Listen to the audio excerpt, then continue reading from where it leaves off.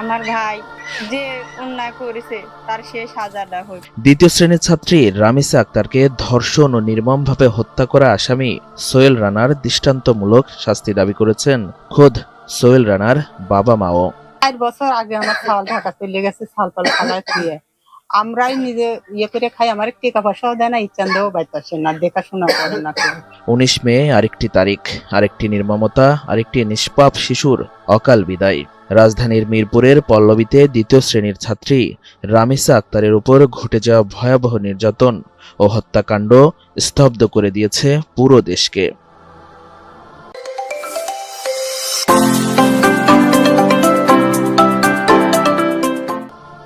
এই ঘটনার পরপরই গ্রেপ্তার করা হয় অভিযুক্ত সোহেল রানা ও তার স্ত্রীকে। আর সেই সঙ্গে ক্ষোভে ফেটে পড়ে গোটা দেশ। সামাজিক যোগাযোগ মাধ্যম থেকে শুরু করে সর্বত্র উঠতে থাকে ঘাতক সোহেল রানার দৃষ্টান্তমূলক শাস্তির দাবি। এবার সেই দাবিতে যোগ দিল ঘাতকের নিজের পরিবারও। সোহেল রানার বাবা মা সহ পরিবারের সদস্যরাও চাচ্ছেন কঠোর ও দৃষ্টান্তমূলক শাস্তি হোক। বিগত দিনে অনেক ক্লেম আছে, অনেক বিতর্ক আছে, অনেক একটা দুটো মোটা মামলা হয়েছিল। আমরা এত ভালো জানি না, কিন্তু ছেলে আসলে ভালো না। নাটোরের সিংড়া উপজেলার মহেশচন্দ্রপুর গ্রামে জন্ম ও বেড়ে ওঠা ঘাতক সোহেল রানার। ছোটবেলায় নাম ছিল রানা। 5ম শ্রেণীর পর আর পড়াশোনা হয়নি। তরুণ বয়সে স্থানীয় রাজনীতির সঙ্গে জড়িয়ে পড়ে পরিচিতি পান তিনি। তখন নিজেকে পরিচয় দিতেন SM রানা নামে। পরে ঢাকায় গিয়ে পরিচিত হন সোহেল রানা হিসাবে।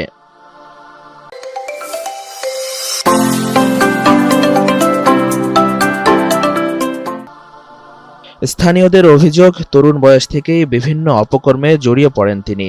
স্থানীয় একটি সেতুর নির্মাণ সামগ্রী চুরির মামলায় জেলও খেটেছেন। তারপর দীর্ঘদিন ধরে জুয়ায় আসক্ত ছিল ঘাতক সোহেল রানা। জুয়া খেলতে গিয়ে প্রায় 8 থেকে 10 লাখ টাকা ঋণে জড়িয়ে পড়েন তিনি। এ কারণে পরিবারে অশান্তি দেখা দিলে প্রায় 3 বছর আগে তার বাবা জাকের আলী তাকে বাড়ি থেকে বের করে দেয়। একসময় গ্রামের বাজারে সোহেল রানার সাইকেল মেরামতের দোকানও ছিল। প্রথম স্ত্রীর সংসার ভেঙে যাওয়ার পর দ্বিতীয় বিয়ে করে 4 বছর আগে সেই স্ত্রীকে নিয়ে ঢাকায় চলে যায় সোহেল রানা। এরপর ধীরে ধীরে পরিবারের সঙ্গেও যোগাযোগ বিচ্ছিন্ন হয়ে পড়ে তার। প্রতিবেশীরাও বলছেন ছোটবেলা থেকেই তার চলাফেরা ছিল বেপরোয়া। রানার চাচা রেজাউল করিম বলেন, শুনেছি রানা ঢাকায় গিয়ে গুরুতর অন্যায় করেছে, ওর শাস্তি হওয়া দরকার, আমরাও ওর শাস্তি চাই। অন্যদিকে সোহেল রানার মা বলেন, সব ছেলের প্রতি বাবা মায়ের ভালোবাসা থাকে, কিন্তু রানা যা করেছে এরপর আর তাকে ভালোবাসা যায় না। আমরা তার বিচার চাই, শাস্তি চাই, সে খুব খারাপ কাজ করেছে।